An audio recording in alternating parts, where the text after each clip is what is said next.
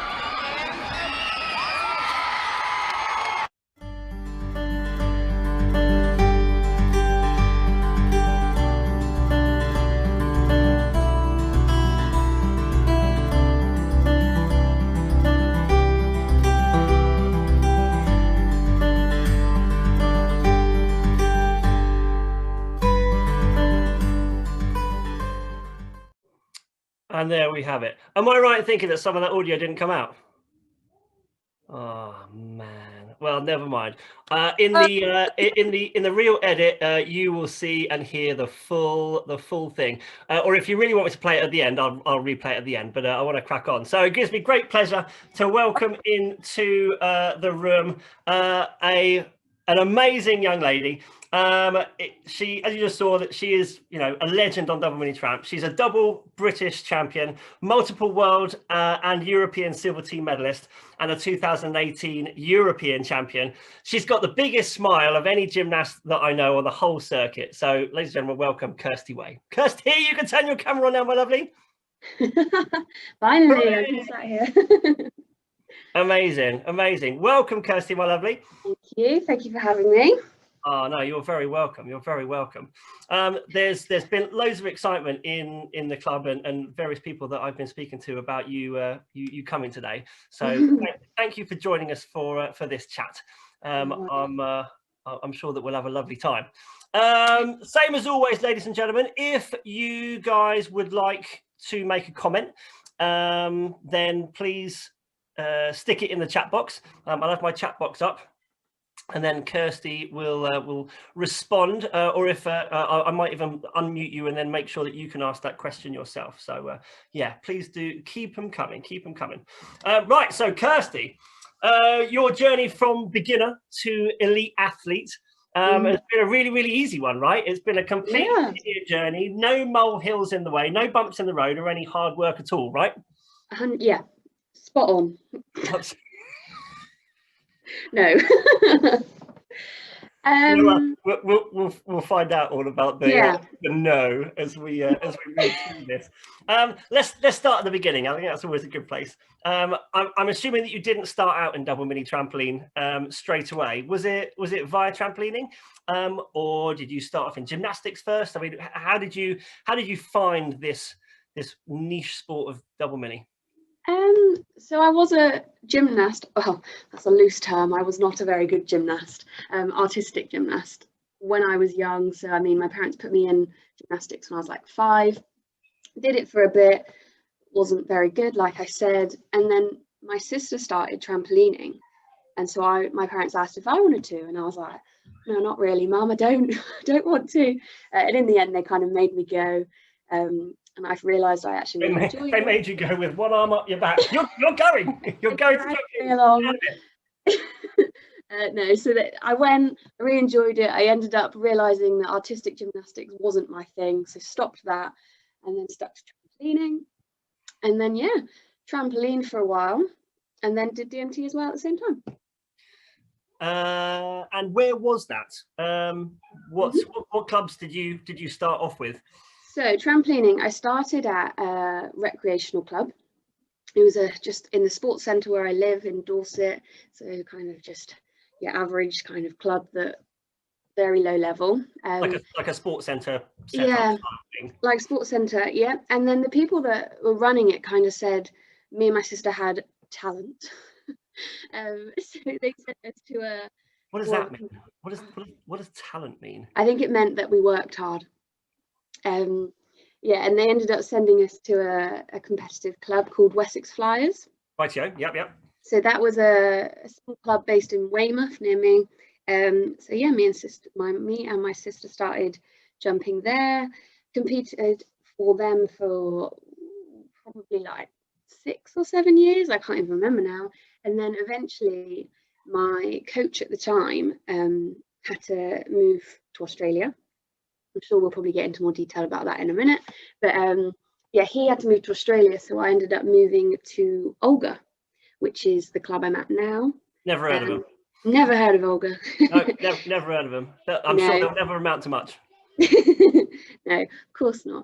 So that's why I ended up going to Olga, where I am now. Amazing. I hear through the grapevine that a cheeky bit of ballroom dancing almost stole you away from our sport.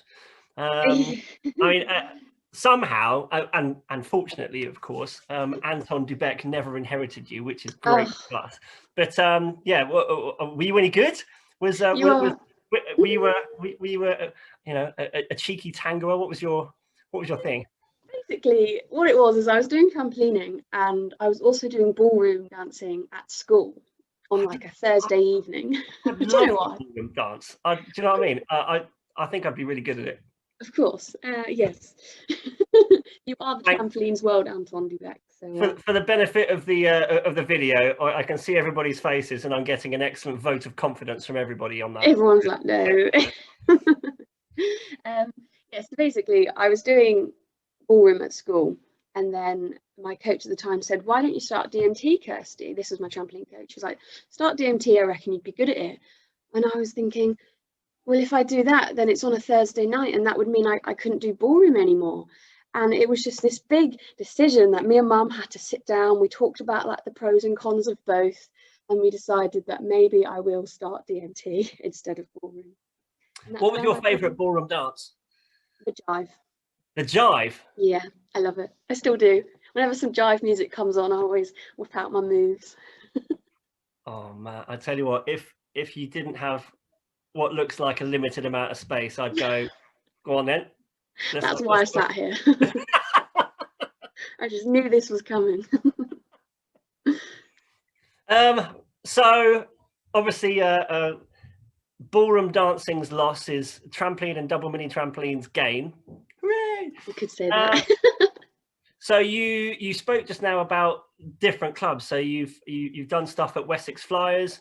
You did stuff in a club before that. You've done stuff at Olga, and you've been there for a really long time. And I'm right in saying that you're at the University of Bath now, aren't you?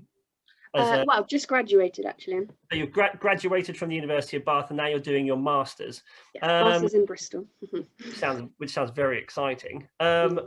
But you had another coach while you were at Bath Uni as well. Talk to us about. So whilst in 2016 I moved to uni, and it was kind of a equal balance of training at both Olga and Team Bath Evolution, and that's at Bath Evolution.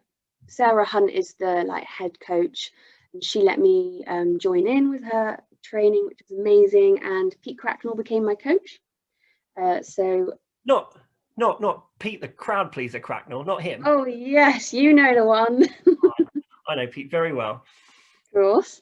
Yeah, so I trained with Pete and Sarah in the club for 4 years whilst I did my undergrad, and it's great. I kind of continued competing for Olga, but did a lot of my training with Pete at Evo. And yeah, Tom, who's my coach now at Olga, Tom and Pete kind of worked together to try and make sure I was getting the most out of training and ready for competitions.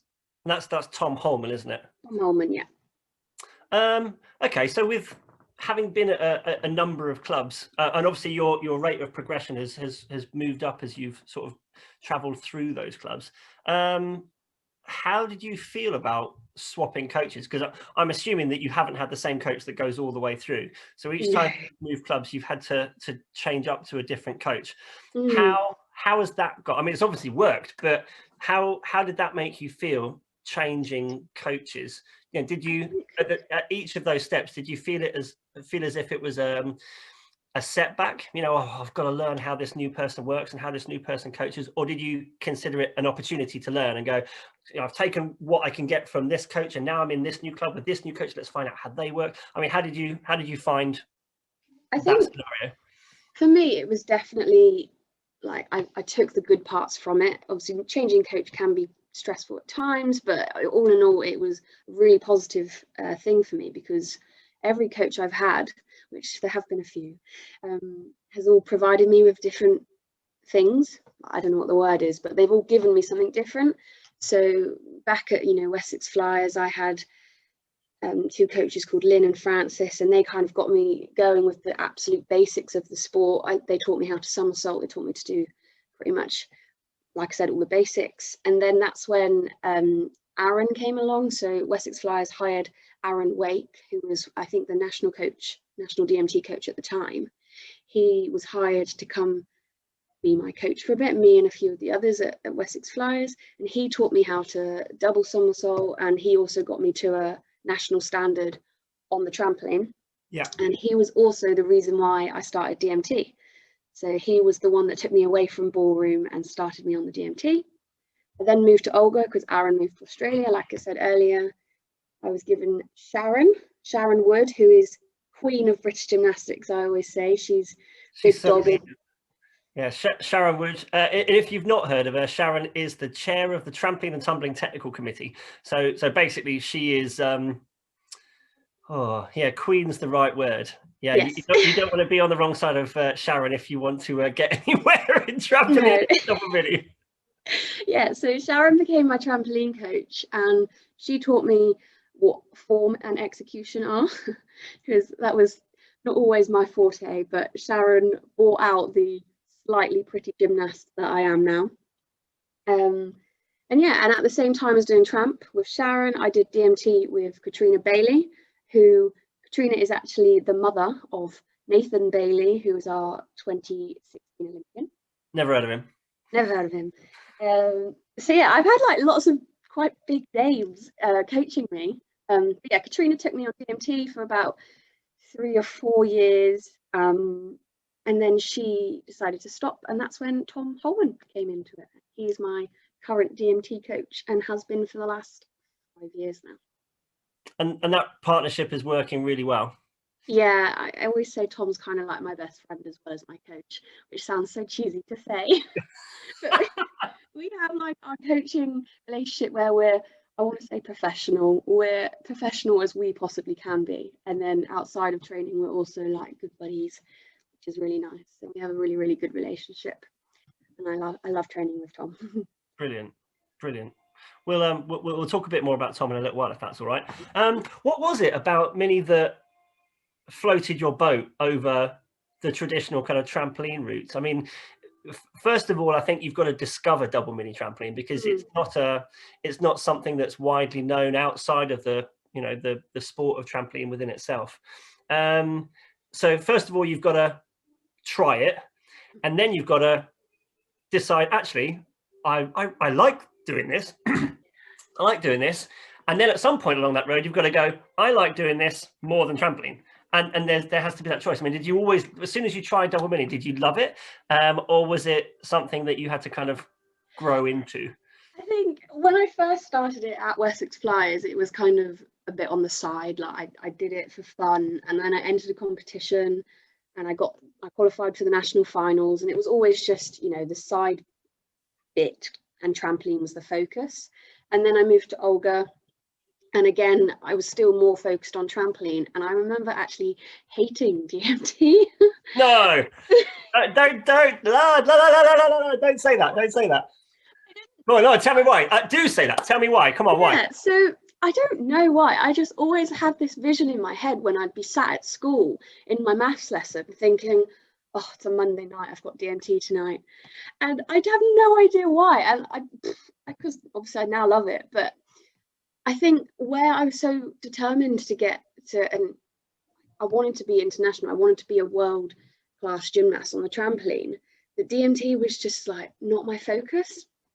And then I definitely swapped my mindset at one point, and I can't pinpoint when that was.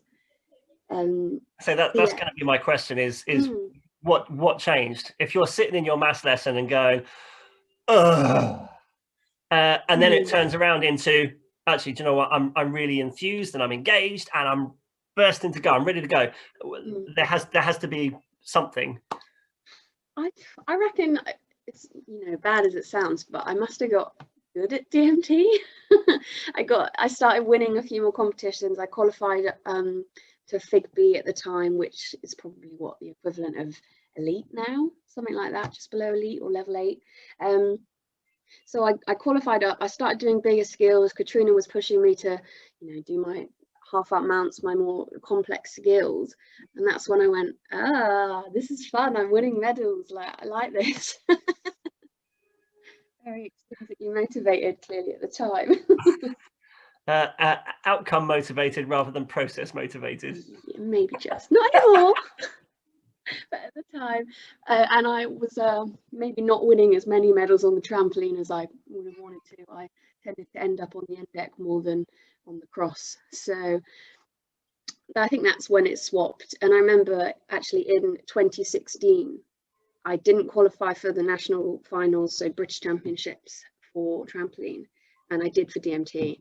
And that's when I went, you know what, I'm going to stick to DMT now. I'm the senior gymnast on the DMT. Trampoline has been fun, but it's not my focus anymore. So now I am a DMT gymnast. Brilliant. So what was your first kind of milestone win in DMT? And I'm talking about at a after that moment where you've gone, I'm taking this seriously now. I am a serious DMT athlete, and I'm winning bits and pieces. In your head, what was your first kind of milestone win that really kind of planted you on the DMT scene and had people sit up and take notice of you? It's Kirsty Way. Let's watch her a bit more. When was that? I remember, sorry, I think my internet might be dropping out. Hopefully it's fine.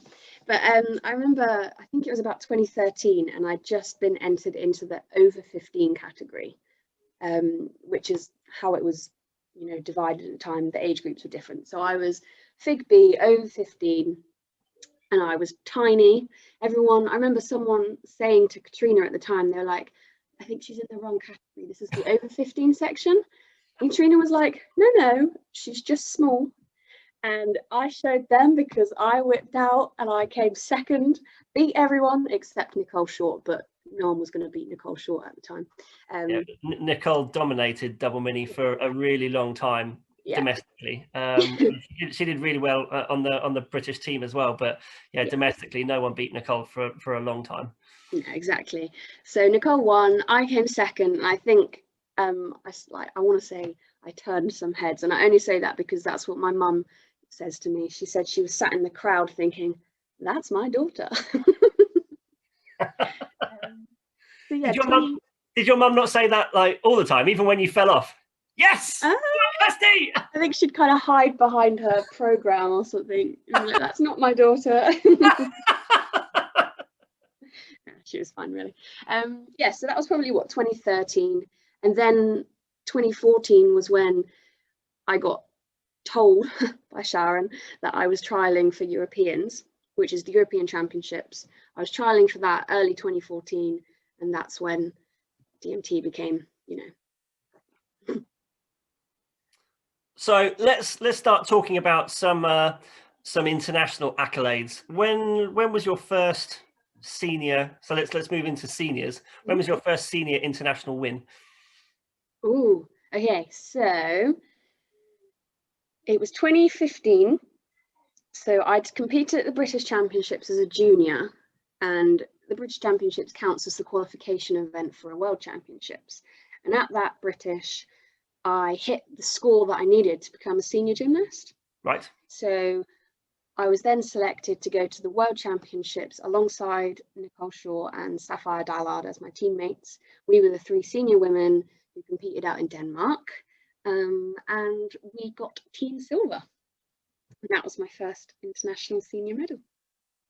Amazing. And then your first gold medal? Can you remember it?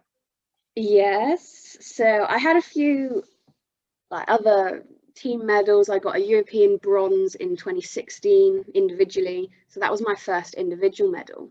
But gold medal was 2018 European Championships, where I won. Hooray! I still can't believe it now.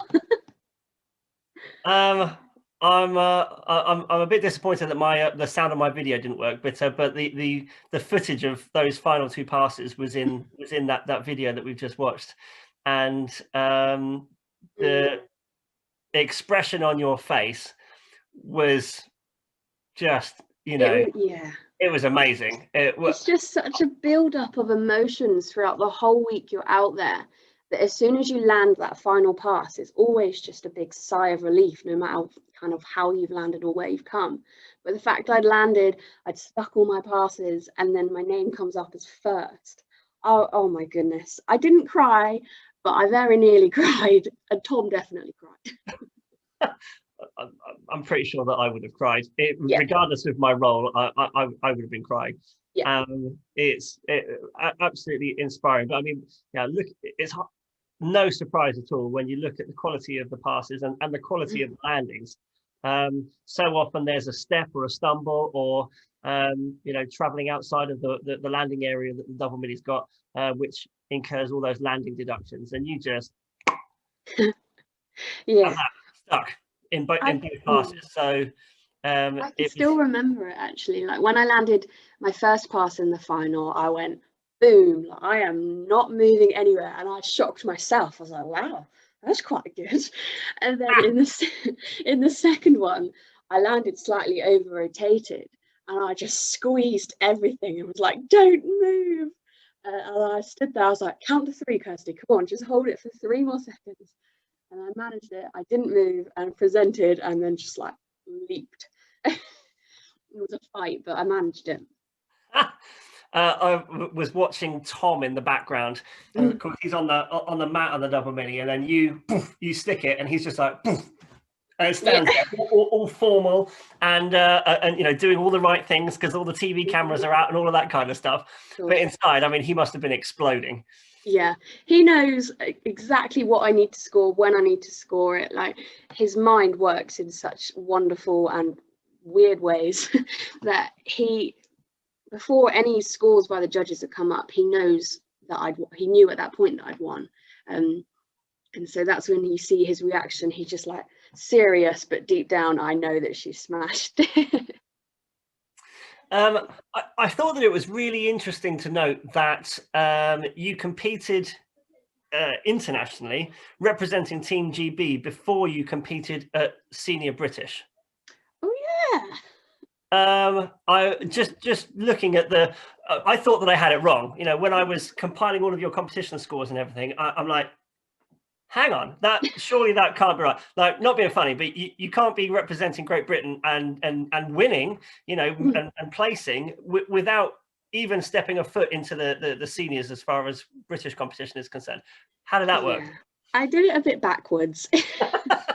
So like I said earlier, like at British Championships, I was still a junior, and I qualified for the senior team by the score that I hit. I hit like a 68, which was the score that I needed, and so that sent me straight to the World Championships, which was after British, obviously, and before the next year's Spring Series. So I went to Worlds, got my team silver, and then the next, you know, domestic season started with Spring Series in probably April, and that's when I did my first ever senior competition as a British, on the British circuit. And of course, you dominated the British seniors for every year that you participated, right? Well, so Nicole retired after that 2015 World Championships. So Nicole being, you know, the best in Britain, she'd kind of gone, which made the top spot was open for grabs.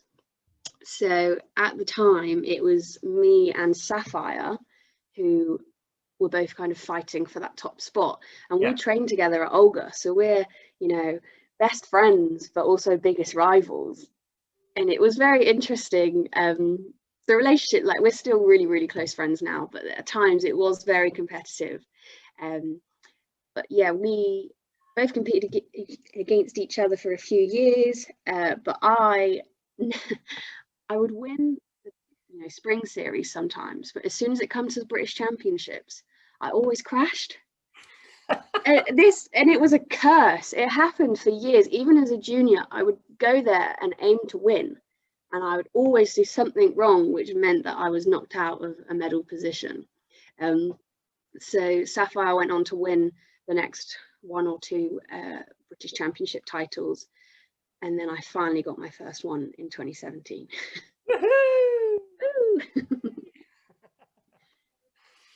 And then, of course, repeated that in 2019, which is amazing considering the circumstances. But we'll talk about that in a sec. If anyone's got any questions that you want to ask Kirsty, you know, stick them in the chat window. Happy to share some of those, and your opportunity to ask a European gold medalist. You know, not every day that we get that opportunity. Let's have a chat, if we can, about, for me, one of the competitions that I found really engaging as a spectator was when I say spectator from 1,000 miles away, the roller coaster of the 2017 World Team Final. It was on roller coaster, I think is an appropriate word to use. Up and down and up and down. You didn't know what was going on. So Phoebe Williams awarded a 0 pass. So why? What was that all about? Basically, it was in 2017 Bulgaria World Championships. We were in the team event, so there was 3 of us up to compete: me, Phoebe, and Kim. Kim Beattie. Yep. We were all there trying to, you know, we were all competing. Our scores get added together, and we get an overall team score, and that's what decides, you know, who wins, who comes second, all of that. So Kim had gone. She'd smashed her pass. She got, you know, I think she got the highest score of the competition. That's great. Phoebe was up next, and she kind of hit the side frame. So she went up. She did her mount. She clipped it with her feet, and then did her dismount and got awarded a 0. So like a millimeter difference. Yeah. Makes all the difference as far as the very finicky code of points is concerned. Yeah, she did a really, really good job of still landing her second skill on her feet, which kind of saved us, which I'll explain why in a minute. But so Phoebe had gone, you know, the score had come up as 0. I still had to compete, but at this point I knew that it was game over. But I still had a job to do. I still had to to go out there, do my pass. I landed it. It wasn't anything special. I did it. Did you know that she'd been awarded the 0 before you stepped up to take your pass? Yeah, I tend not to look at scores too much, but at the same time, I need to know. I like knowing how much I need to do, like how much I need to score. As much as no matter what I need to score, I'm always going to go out and do my best. I also kind of like to know how achievable a medal is. So I looked up at the scoreboard, saw that it was a 0, and just thought, oh, I'm going to need to do a lot. Which obviously wasn't possible. It's fine. I mean, it could happen to anyone. If you're doing that cheeky look up at the scoreboard, and kind of working out in your head what you need to do, are you the type of gymnast that will calculate what needs to be done, and if you have the opportunity to downgrade your pass, would you do that? So for example, if you had your pass timetabled as a full in, full out dismount, but actually when you broke it down and looking at the scores that had gone before you, if you did a double pike instead, actually that would give you the scores necessary to medal or get a qualifying score or whatever it is that needed to be done. In the moment, are you that kind of gymnast that would change your passes like that? Yes. So I don't do the calculating. Tom does it. Tom is, like I said, he's like a maths wizard with DMT scores, and I actually have a really good example of that exact scenario. So it was the World Championships just gone, and there was lots of different factors coming into play, but the fact is I didn't know what pass to do as my second pass in the prelims, the preliminary round. So Tom basically told me, warm up 3 passes and I will tell you which one you're going to compete when I figured out what you need to do. So I did my first pass. It was okay. It was nothing special. And then do they call that kind of DMT flying by the seat of your pants? Is that how it works? Yeah. Literally, yeah. So I landed this pass. Tom had seen where I came on the scoreboard. All the other gymnasts had gone, and Tom was there thinking, right, if she does this pass, she'll score this and she'll get into the final in this position. But if she does this one, she might be safer. And all the maths were going on in his head. And gymnasts were going, and the American went, and then the Swedish girl went, and all of this. And I'm stood at the end of the runway about to do my second pass, thinking, Tom, what pass am I doing? Like, you haven't told me what I'm doing yet. And oh my God, it actually got to that late in the game. You're stood at the end of the runway, not knowing what you're about to do. Yeah. So I was there like, Tom, and he goes, wait, I just need to see what this girl before you got, because that's the deciding factor. And I was like, okay, like stressing. And in the end, like her score came up and he goes, do the Rudy out pass. I was like, okay. And he was like, if you want to get into the final, you have to stick it. I was like, no pressure, okay, then. no pressure. And I was like, I wasn't going to argue. I was like, okay. And then, as you can imagine, like stood at the end of the runway, the woman's pretty much putting her hand up, telling me to go. And Tom's only just told me what I'm doing. I do my bit of mental prep and I'm like, right, let's go. And thank goodness I stuck it in the box. I was like this far from landing outside of the box, but it was fine. It was in. And you see me on the video. I land it, I stick it, I think, whoo. And then I look at Tom and you can see him like looking at my feet as if to say, is it in, is it out? Because he couldn't tell from where I stood. And I panicked thinking, oh my God, what? I look down at my feet. I see that they're in. And I look to the judges. I'm like, boom, present. Just a sigh of relief as I realised that I qualified for the final. Yeah. Phewie. Yeah. So to answer your question, yes, I do change my passes depending on what I need to score. I mean, that's brilliant that you've got the skill base and the flexibility and the mental resilience to be able to do that, because that's got to be a scary thing to do in the moment when actually there's quite a lot riding on the outcome of your performance. Yeah, it definitely is, but I just have to keep reminding myself that you've done all the passes in training. No matter what Tom tells you to do, you should be able to deliver it as soon as you're told to.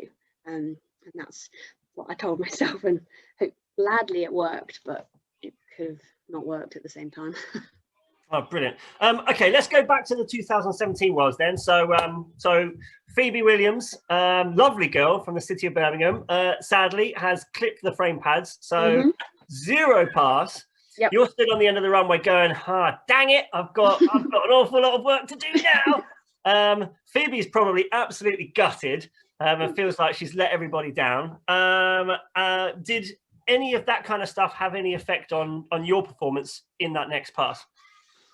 I tried not to let it affect me, and if anything, it probably relieved a bit of pressure, because I was like, oh well, you know, it's game over, let's just do a pass and it's fine. So it probably was, you know, not a sigh of relief, but it made it easier for me. But thank goodness I did land my pass. You did land it. Yes, thank goodness, because of course, because it stuff happened next. Yeah, stuff happened. Shall I explain? Yep, go for it. Basically, I landed my pass, you know, my score came up, the results of the competition had been finalised. It was USA, or I can't remember, Russia in first, Australia in second, I can't remember, but basically we were in last place. And then all of a sudden we hear over the like tannoy system being like, a request has been sent to re-look at Phoebe's pass, or whatever they said. I don't know what the words were, and we were all like, what? And basically they were reassessing Phoebe's pass, and we had no idea what this meant at the time. And you can see in the video, we're stood there, we're all of us, the 4 girls, me, Kim, Phoebe and Beth, who was also on the team at the time, stood there hand in hand, Tom and Phil, the national coaches, next to us, thinking, what is going on? And it was probably about a minute that we stood there, maybe a minute or 2, and it felt like a lifetime, just looking at the scoreboard, waiting for this decision about Phoebe's pass to come up. And what were you all saying to each other during those, you know, nail biting moments, which like you say must have felt like an eternity? But what was the chatter? It was after, you know, it was explained to me what on earth was going on, because I just landed my pass. I was like, still, you know, the adrenaline was still wearing off. So the fact that something had gone over on the speaker, I had no idea what was said. Tom explained, oh, they're re-looking at Phoebe's pass. So at that point, we're all stood there and we're not talking. We're hand in hand, just staring at the scoreboard, thinking, come on, tell us what's going on. Come on. And you see us, none of us are speaking. Some of the Portuguese girls come over and give us a hug, and we're thinking, not now, we're looking at the scoreboard, like, go away. And in the end, we see it flash up on the screen that Phoebe's score didn't get zeroed, and she was actually given a full pass score. I know, wow. And at that point, we all just leap in the air, and it was just the most incredible experience, because we ended up getting the silver medal. And honestly, like the pictures that were taken of us just leaping, our faces just completely elated. Yeah, I think that's probably the highlight of my DMT career, just getting that silver medal after the drama that had come before it. I mean, watching that video, exactly like you've explained it, the tension and the anxiety about what was going to happen, and then suddenly the whole world exploded, and all of you, you know, leapt into the air, you know, screaming and shouting, and it was amazing. And that's why I've picked on this particular moment in you know, your glittering career, because it was, from my perspective, it was just absolutely mesmerizing to watch. What a piece of theatre, and of course meant, you know, a silver medal for you guys as the team. But I remember, you know, looking at those pictures and the videos when they got beamed back to the UK, and just being, number one, so chuffed for all of you, you know, for all of you that have put the hard work and the effort in, but also that it meant so much. You know, I've been around the block a couple of times. If don't give away your age. Being a bit mean to myself, but I've been to lots of international competitions, and I've met lots of high performance athletes, and sometimes I get a bit sad that there's if blasé is the wrong word, maybe that's the wrong word, maybe it's the right word, I'm not sure, but just not really appreciating who you are and where you are and what you're doing, and how that comes across to other people in the sport. And yeah, just watching your videos and your pictures, I just remember just being so happy that look at how engaged they are, and look at how much it means to them. And I was just so proud that Great Britain had really passionate athletes and really amazing coaches that were really clearly a team, you know, representing our country at you know, top international level. I think it was brilliant. Yeah, it was, like I said, one of my favorite moments of my whole DMT career. I can still relive it now, as much as I don't like reliving the nerves that we went through. The feeling after it makes it all worthwhile. Yeah. How did it affect you guys as a team, sort of in the immediate aftermath? But then also, how did it affect the other teams that were on the comp floor around you? Because of course, great news for you guys, great news for Team GB, you know, whoop, up you go. But then inevitably that means that someone else is gonna go down. So you did push a team out. We did. We pushed Australia out of the medals, which obviously you can see their photos and their faces in the background of a photo where they're just like devastated and kind of dirty looks, but not at us. It was just as the score came up, you see their faces like, you know, collapse.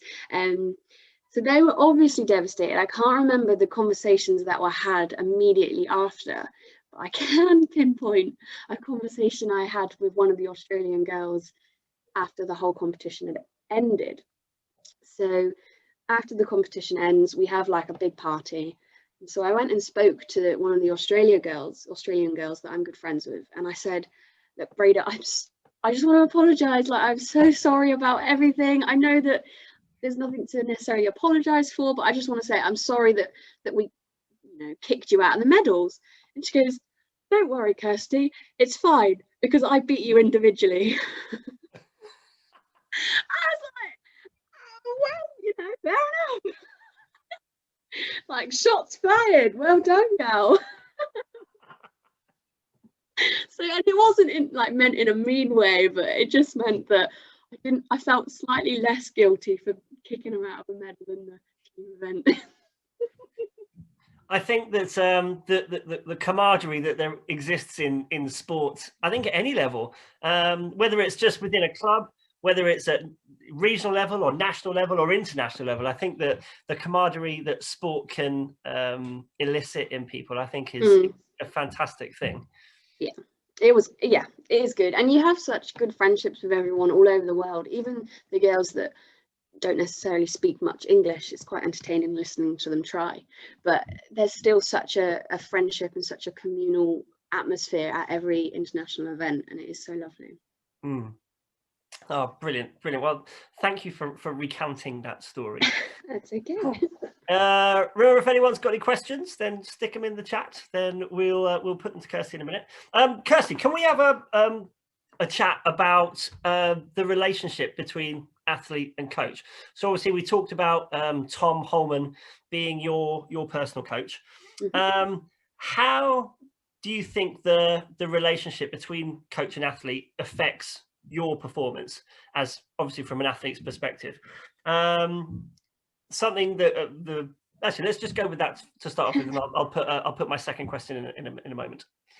Well, just like I said earlier, me and Tom have such a close relationship. Again, not trying to sound really cheesy, but it helps because he knows me as a person as well as a gymnast. So he knows so much about me that he can tell when, you know, I've come into training, I'm not quite myself, maybe something's happened in my personal life, whatever, and he can tell that straight away just from knowing me so well. So he knows on those sessions maybe to like take a step back, just take it easy on me. And he also knows at the same time when I'm in my best state, and he can push me to be the best I want to be.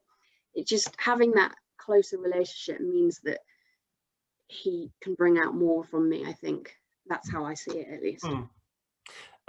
What about, and I think that it's really interesting to observe in international DMT, and as far as you and Tom are concerned right now, is that delegations will go with the national squad coaches or the national performance coaching team, whoever they may be within their given delegation. But for Great Britain, Tom is part of that coaching team. So for most sports in an international forum, you don't get your personal coach to be with you by whatever apparatus it is that you're working on. So actually, it's for you, Kirsty Way, to have your personal coach, Tom Holman, stood next to you at all these international events is a pretty rare thing for an athlete to have. I mean, is having him there in that environment, in that arena, is that a positive? Is that an advantage in your court, or is it a negative? Are you actually like, you've done your job and we have a great time at training and all that kind of stuff, but actually now you're just bugging me and you're cramping my style, No, I should say yes just to make you annoyed. No, it's great, and you always like, when you go away, it's away from home, it's away from the other gymnasts, it's away from your normal coach. But I don't have that because Tom's my normal coach, like my home coach and my international coach. So it's great. It just means that there's no crossover, there's no like contradictions between coaching advice. If anything, it calms me down because I know that I literally just have to do what I do in training when I hit the competition floor. It's the same, everything's the same, except I might be in a different country. I've got the same person matting, I'm doing the same passes as I do at home, just get the job done. Nothing's changed. So yeah, I really, really am very lucky to have Tom as both my home coach and my GB coach. Oh, brilliant. Good. Oh, we love Tom. We love Tom. Looking at my chat window, Harley's asked a good question. Harley, do you want to unmute yourself and you can ask it yourself, my friend? Okay, my question was, have you broken any bones? Ouch. Bones? No, luckily not, touch wood. As much as the sport is very, very dangerous and I'm very injury prone, I have not broken any bones. What's your worst injury been then? Because I think that within high level sport, especially within the sport that you do, it's so easy to injure yourself. So what injuries have you had? So if you'd asked me this question probably 2 years ago, just slightly over 2 years ago, I would have said, I've never had an injury, not a real one, not a proper one. And I was always quite known, and Sharon was always so grateful that I'd never been injured, and it was great. And then suddenly 2018 came along, end of 2018. I'd gone to a university competition, which is basically just like a small scale competition that I compete on the trampoline just for a bit of fun. I was doing my warm up and I took off for a Rudy, landed on the side frame and like twinged my knee and thought, oh, that hurt a bit, but didn't think much of it. Adrenaline was pumping. I carried on competing and yeah, that was that. And then time passed. I thought, I got back to training. I was thinking, God, this hurts a bit.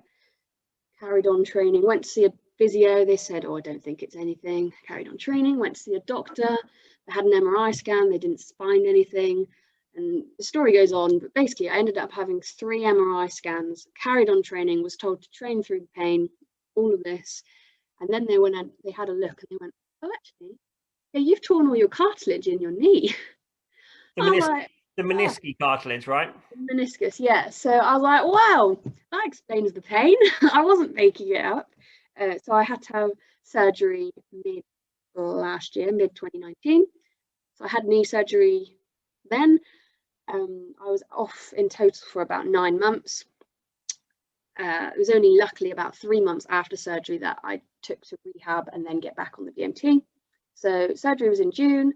Rehabbed, back on the DMT by September, competed at that year's British Championships at the end of September, won it somehow. So rehab went well then, yeah? Rehab went well, yeah. Yeah, I was absolutely mind blown, but that's a different story. So yeah, won that British, got selected for 2019 Worlds in Tokyo. If you're going to go to any World Championships, you want to go to Tokyo, like that's such an incredible country. yeah, competed at Tokyo, and then comes my second injury. Long story short. But backtrack 2 seconds. Yes, Backtrack very briefly. So yeah. competed in Tokyo, and the team event was first. Yes. Yes, it was. And of course we did all right there. I got another team silver. Hooray! Yes. Mate, Kirsty, how can you gloss over like a world silver medal? Well, I was thinking about my injury, you know. I don't know. I was absolutely ecstatic. We got another team silver. As much as we secretly wanted the gold, you can't complain that you've just come second in the world again. So that was obviously absolutely amazing. I'm gonna pick on that word and pick on how you said it as well. So we got another world silver medal again. I mean, to have a really consistent world level performance, but silver. You know, Yeah. You must have been getting a little bit frustrated by that time to, Yeah. you know, maybe felt always the bridesmaid, never the bride, as it were. Pretty much. It was difficult because I've been to, that was my fourth World Championships as a senior now. 3 team events, 3 silver medals. Each time it was a different team. So I've always seen different teammates winning that silver medal.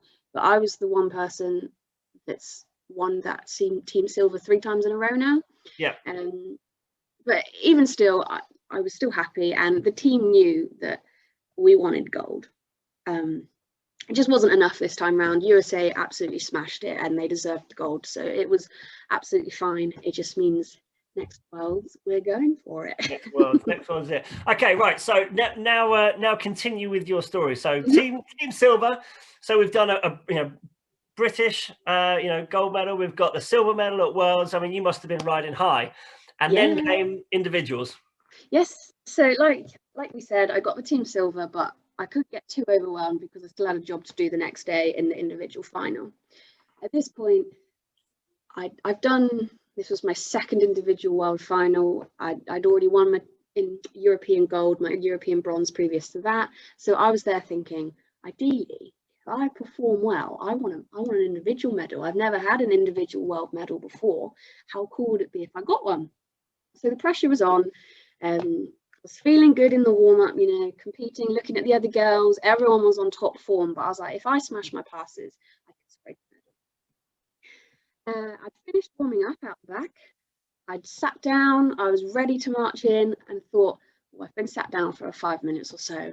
Let's just have one more run at the DMT just to warm myself back up again. Got up, ran down, was about to take off for just a half that mount, so it was kind of just ticking over what I needed to do. Jumped on and my ankle went. I won't go into too much detail. But yeah, the ankle twisted on my takeoff. I come crashing down, excruciating pain, thinking, oh my God, of all the times to roll your ankle, now is not the time, like 3 minutes before I'm about to march out into a world championship final. Yeah. The physio comes running over. He's like, oh my goodness, is it okay? Is it okay? He strapped it up. He gave me painkillers and thought, are you going to go out and compete? I said yes. So I went out, competed, basically landed my first pass. I twinged my ankle again. Thought, oh my word, this is very painful, but one more pass and I'm done. Landed that second pass in a heap on the floor. Ankle had completely just destroyed. It was gone. It was not broken. Later found out that it had serious ligament damage and serious muscle damage, which required another piece of surgery. Eek. Yeah. So the reason that I want to bring that up is I know that there's been a good chunk of stuff flying around in the press and the social media at the moment in the wake of the USA gymnastics athlete A. And then other bits and pieces going on in the press about performance athletes from British gymnastics being coerced into things. How obviously you're the tip of the sword as far as Mini is concerned. You're the tip of the sword. So if there's anyone that's going to be able to shed any light on that kind of environment, then it's going to be you. I mean, did you feel any pressure for you to compete? You know, obviously British Gymnastics is there, you know, supporting you, and you're there on behalf of the BG team and all of that kind of stuff. Are they sitting there, you know, taping you up, going, right, you're going to get back on again, get on with it, girl, chop chop? Not at all. I kind of landed, like I said, in the warm-up. I did the ankle, the physio taped me up, thinking, I don't know what's going to happen. And at that point, it wasn't really a question of, are you going to compete? It was a question of, can you stand up? Yes, excellent, let's go. And no one even asked if I wanted to compete, because I knew that I was going to. Tom just kind of gave me a load of sugar. He threw some strawberry laces down me. And I was, as I was marching out, they, you know, they announced my name, Kirsty Way, woo, and I'm there with a mouthful of strawberry laces, just to kind of boost my sugar levels.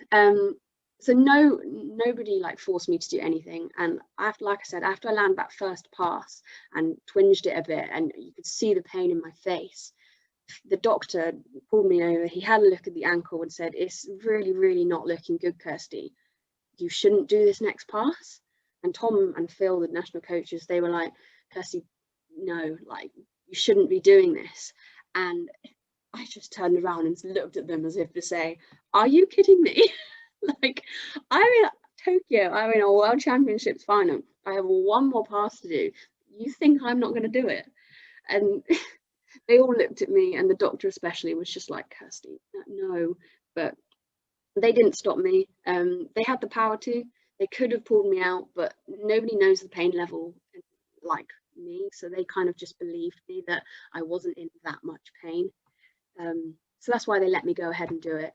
And so from your point of view, it's 100% athlete led. You know, you have the autonomy to say, I'm going, I'm doing it. I think that's brilliant to hear that there isn't that pressure. Not at all. Even at the highest level. No, there was no pressure. If Tom or any of them wanted me to pull out, they had the power. Like I said, they had the power to do it. But the fact that I said I want to, they honoured that, and they said, "Go on, then, give it your best shot." So your rehab has gone well since then? Yeah. So I had surgery in February. Spent lockdown in a boot. It was quite well timed, actually. I'm not going to complain. Rehab throughout the whole of lockdown, and was ready to start training again in September when Olga conveniently reopened just as I was ready to train. That was an absolute coincidence, but it kind of went, "Woo, you're ready to go. Excellent. Olga's just opened." Boom. Started training again. Oh, brilliant. Brilliant. And you're well on, you're back bouncing again, and you're back on the road to recovery, as it were, back up to your full strength. Exactly. Well, not quite full strength yet. Definitely still doing a bit of rehab, building all my strength, building my skills again. But we're on our way to being back to hopefully where I was before. Brilliant. I've just got one or two more questions, if that's all right. So despite being, you know, Kirsty Way, you know, she's amazing. Despite being this amazing athlete, you know, you are right now the pinnacle of DMT in Great Britain. You don't receive any financial support from British Gymnastics, and by financial support I mean you're not paid to be an athlete. Whereas there are other gymnastics disciplines under the banner of BG that are for an equivalent level to where you are. How do you balance that, you know, that lack of funds, and how does that affect your training? And then secondary, what support do you get? You know, obviously get all the stuff that you get from British Gymnastics when you're at world level events and things like that. They're obviously there to support the athletes. So what do you get? What do you not get? And then how does that affect everything when you're sort of working through your training year? So, like you said, I don't get paid, so I'm not a funded athlete. It's not my job to be a DMT gymnast. So, as we covered earlier, I'm still a student. I'm in serious, you know, financial debt in terms of my student loans, but I do have the bank of mum and dad. Hooray! Hooray for mum and dad! Woo-hoo-hoo!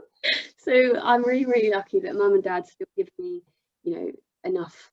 They pay for my training. They pay for pretty much everything. I have a little job on the side of my degree. I'm just working a gym, so I make money where I can, but alongside uni and training, I don't have time to earn much.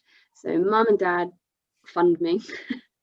And then in terms of what funding I do get, British Gymnastics pay for my trips to World Championships. So they pay for the flights, they pay for the kit and the hotel. But that's pretty much it. I also get, it's called TAS, which is a university or education scheme that I get through, you know, being a student. So it's just a bit of financial funding and access to free physio support, free nutritional psychology support, and I also have a strength and conditioning coach, which is basically a lifesaver because he makes me strong in the gym. So TAS is the Talented Athlete Scholarship Scheme. Yep. And that's provided at the moment by Bath Uni. Yes. So Bath Uni? Through Bath Uni, yeah. I had them throughout only 3 years of my undergrad degree, so I didn't get it in first year, but I've had it for 3 years now. I'm going into my fourth, where I'm now doing my master's. Yeah. I get all the access via Zoom at the moment. But yeah, it's actually a lifesaver, and also kind of the reason why I carried on studying, so that I can still get the test support in my master's, but it's a secret. we won't tell anyone. So, brilliant. So what's next then? What's next on the cards for you? What's the next event? What's the next plan as far as competition is concerned? Because obviously the onset of COVID is going to have dramatically affected everybody's position on that. Well, step one is get back to full fitness. Obviously, I can't do anything unless I'm actually able to do 2 passes and land. So we're getting there. Step one is nearly complete. And if that all goes to plan, then European Championships is the early next year. So the 2020 European Championships were postponed because of COVID, and so they've now been delayed and moved to April next year. And there is a trial event for that going in February. So I'm going to hopefully attend that, see how it goes. If I get selected, the plan is to go to Russia in April. And that's for the European Championships. Europeans. Yes. Harley's asked a question about competing in the Olympics. Oh, okay. So DMT's... I'll let you answer that question. DMT is not in the Olympics, unfortunately. Dang it!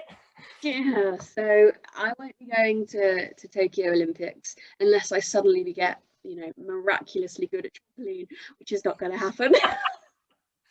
I'll stick to DMT. We met Bryony Page the other day, and she's fairly average. I reckon you could take her. Oh, totally. Yeah, of course. No chance. There was a time when I wanted to be, like I said earlier, a trampolinist, but I realised that was never going to happen. So yeah, no Olympics for me, but World Championships and World Games, which is kind of the Olympics for non-Olympic disciplines, is what I will be aiming for. Oh, brilliant. Well, we're gonna watch your continued success and your adding to your very glittering career with great interest, my lovely. It's been wonderful to watch thus far. I just have one final question. Okay. If that's okay, and it's not so much of a question. It's more like just one word, and I just want to see your reaction and your explanation to this word. Are you ready? Fledermaus. Fledermaus. Fledermaus was the nickname I was given back in 2008 as a sprightly little 10-year-old when I went to the summer camp, Somerset summer camp, that Ollie had the pleasure of being my coach. And you decided that for whatever reason, or one of us decided that Fledermaus was going to be my nickname. Can I vividly remember this. Can I tell you that you made up your own nickname? Why? Where did that even come from? I have no idea. Yeah, that's stuck for the last 12 years, which I'm so thankful for. You're most welcome. And I tell you what, I reckon it's going to stick for another 12. I think so. I'm never going to live that one down, am I? Oh, that's absolutely brilliant. Oh, you're a good sport, Kirsty. Thank you so much for joining us today. It's absolutely marvelous. Just to everybody who's watching, if you want to, after we've said like goodbye and all that kind of stuff, don't hang up, and I'll play you that video again so that you can watch it with proper sound and all that kind of stuff, so you get the full impact. And then we'll hang up after that. Okay, but if everyone, can you turn all your cameras and stuff on and unmute yourselves, and if you'd all like to thank this marvelous young lady for Thank you very much, Kirsty. No worries, guys. Thank you for listening to it all. Thanks, Stuck Kirsty. around. No worries. Thank you for having me. It's been absolutely marvelous to listen to you, and I've thoroughly enjoyed coming up with a nice barrage of questions, and I hope that everyone's enjoyed listening to that. Right, I'm going to do my screenshot. Let me get rid of my chat windows, my participant windows, and then if everyone wants to give me a thumbs up or put a funny face, or just act normal Joe, that's because I'll get both of those out of you then. Right, ready, we're going to go. Ready, 3, 2, 1. Right, let's see if that works.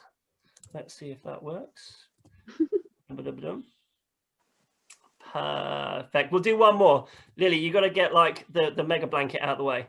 That doesn't work. No, I'm not much pajamas in it. The striving left. Right, we're going to do one more. Right, ready? Here we go. Right, ready? 3, 2, 1. Perfect. I really enjoyed Rich's smile on that one. I thought it was great. He's gone. He got bored. Rich did really well, didn't he? Really well. Perfect. Okay. Remember, don't hang up. Okay. So, Kirsty, thank you very much, my lovely. That's okay. Thank you. We wish you all the well. Wish you all the very best of luck in the rest of your career, and certainly in this next immediate section moving forwards. Thank you again for joining us tonight, and we will see you again soon. All right. Thank you, guys. Bye.